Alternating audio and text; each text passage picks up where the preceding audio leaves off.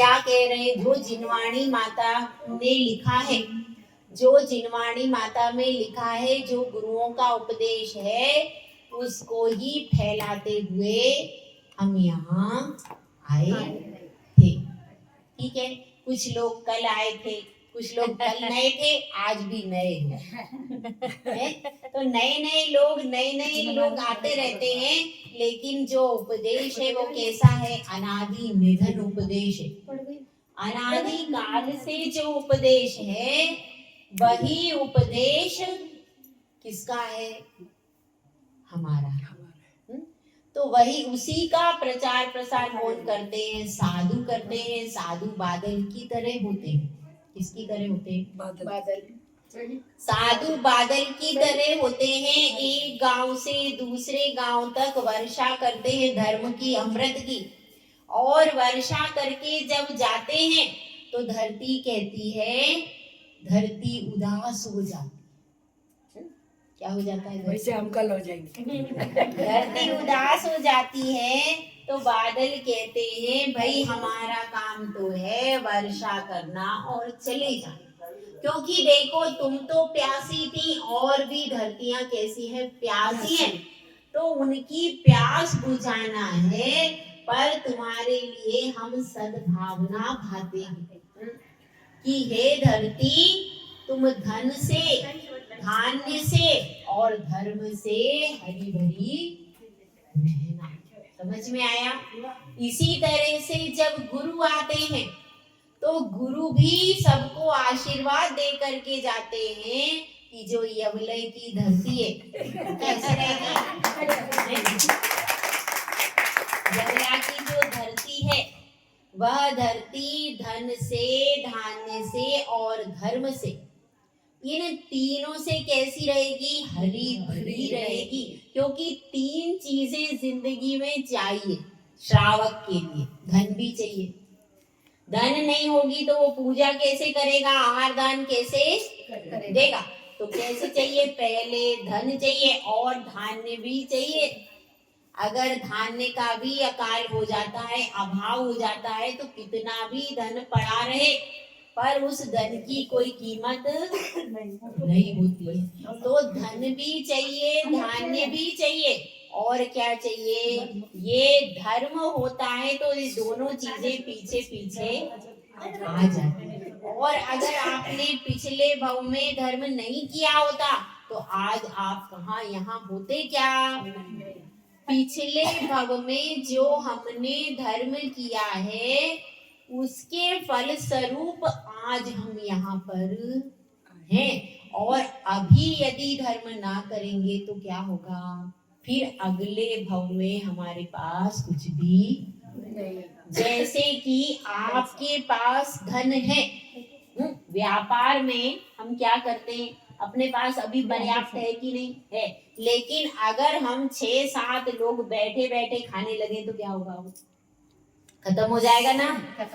इसलिए हम क्या सोचते हैं, नहीं भले ही हमारे पास अभी है लेकिन फिर भी आगे और कमा दें, ताकि हमारा आगे भी कभी कोई परेशानी आ जाए, कभी कोई मुश्किल आ जाए, कभी तबीयत खराब हो जाए, कभी कोई घाटा हो जाए, तो उस समय के लिए उसको रिजर्व करके रखते। इसी तरह से ये सोचना कि हमको धर्म से पुण्य भी एकत्रित करना है, क्योंकि 2 चीजें चाहिए, एक पैसा और पुण्य।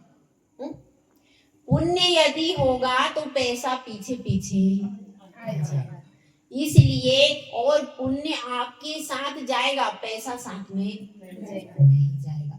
इसलिए आपको अब पुण्य बढ़ाने के लिए भी कोशिश करना जरूरी है, क्योंकि साथ में सिर्फ पाप और पुण्य ही जाते हैं और सब तो यहीं पर रह जाते हैं।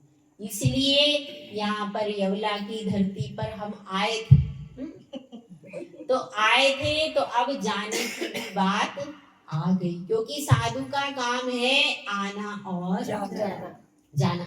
अब हमने कोशिश की है क्या, धर्म के अमृत को आपके ऊपर बरसाने। अब आप लोग थोड़ा थोड़ा नियम लेकर के, संयम लेकर के धीरे धीरे धर्म के मार्ग पर आगे बढ़ो, जिससे और भी साधु यहाँ पर आते रहें। और साधु का जहाँ पर चरण पड़ता है, साधु का जहाँ पर आहार होता है, साधु जहाँ पर स्वाध्याय करता है, वह घर तो स्वर्ग बन जाता है। जहाँ पर सामायिक हुई, ऐसे घर हैं जहाँ पर, इनका नाम क्या है मनोज जी की? सोनाली। क्यों, क्या हमारा वो नहीं हुआ ना, कुछ नाम तो याद हो गए इधर। सोनाली शर्मिला, वो ये शर्मिला, वो बराबर प्रेजेंट रही है। ये शर्मिला है, ये सोनाली। तो इनके घर पे क्या हुआ, शुरू में तो आहार हुआ, 3 दिन तक हुआ। उसके बाद क्या हुआ, स्वाध्याय हुआ। स्वाध्याय भी सुबह हमने इनके घर पे किया। उसके बाद में यहाँ पर तो क्या हुआ, यहाँ पर तो सुबह से लेकर के शाम तक का पूरी चर्या 3 साधुओं की हुई इस स्थान पर।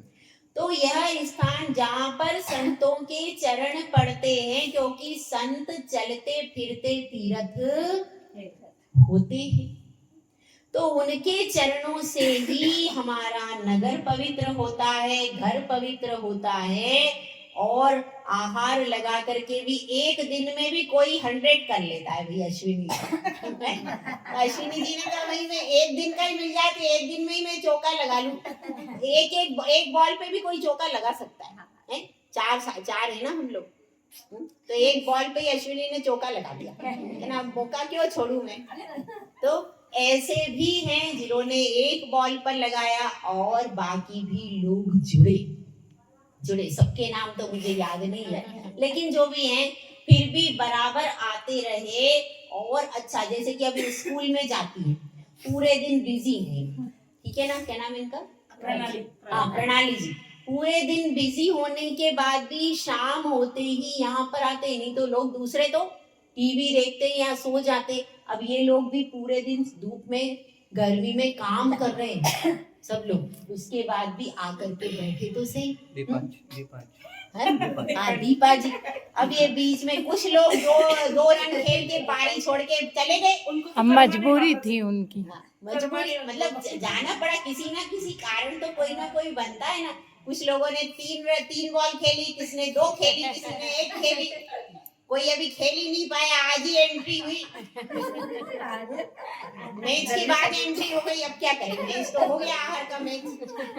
अपन तो आहार का मैच होता है अपना, तो आहार का मैच चला गया, मगर बाद में एंट्री हो गई, बातचीत हो गई उनकी, उनको आशीर्वाद मिल गया। तो ऐसे सबने अपनी अपनी शक्ति से क्या किया, धर्म ध्यान किया है।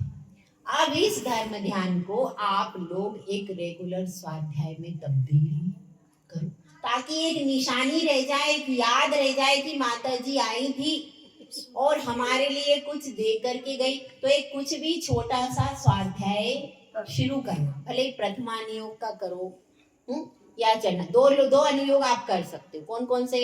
प्रथमानुयोग और चरणानुयोग, तो दोनों का करो। और उसके बाद अगर आपको कोई क्वेश्चन आता है तो या तो साधु से पूछो, या फिर उसको डायरी में नोट करो, या फिर दीदी से पूछो। इस तरह से क्या होगा, आपका ज्ञान बढ़ता चला जाएगा। और ज्ञान से ही विवेक आता है, ज्ञान से ही आचरण में प्रवृत्ति होती है। तो इस तरह से अपना ज्ञान और क्या संयम की तरफ सब लोग अपने अपने कदम को बढ़ाते रहे। सबके लिए बहुत बहुत आशीर्वाद। सुबह तो 6 बजे पंछी उड़ जाएगा, इसलिए अभी सबके लिए सबने बहुत अपना श्रम किया है और मन से किया है। कोई उसमें मायाचारी नहीं, कोई लाग लपेट नहीं, हमें ऐसा सहज सरल व्यवहार सबका बहुत अच्छा लगा। आपको कैसा लगा वो तो पता नहीं। आप में से भी किसी की इच्छा हो तो ये मांडले के बाद अपने विचार व्यक्त कर सकते हैं। ठीक है, ठीक है। अभी मांडला शुरू करेंगे, आधे अर्घ मैं बोलूंगी और फिर बाद में दीदी श्लोक या महाराज जी श्लोक बोल देंगे और माता जी करेंगे। ठीक है, हम सबको भी आपका नेचर पसंद है। वो बाद में ये विधान के बाद में जिसको जो जो बोलना है वो विधान के बाद में आप लोग बोलना। ठीक है, अभिधान शुरू करेंगे।